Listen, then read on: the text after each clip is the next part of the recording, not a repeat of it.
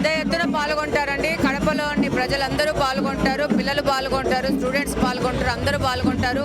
ఒక ప్రతిష్టాత్మకంగా గత 3 సంవత్సరాల నుంచి శ్రీరాముని కళ్యాణం కానీ శోభాయాత్ర కానీ కడప నగర నడిబొడ్డున జరుగుతూ ఉంది. ఇది 3వ సంవత్సరము.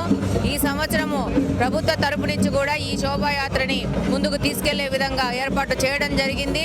తప్పకుండా రాబో కాలంలో కూడా ప్రజల హితం కోసం, లోక కళ్యాణం కోసం, శాంతిగా ప్రజలందరూ ఉండడానికి కోసము ఈ యొక్క శోభాయాత్ర కానీ శ్రీరాముని కళ్యాణం కానీ ముందుకెళ్తారు. ప్రజలందరూ పెద్ద ఎత్తున పాల్గొంటారు, విజయవంతం చేస్తారు. Thank you very much.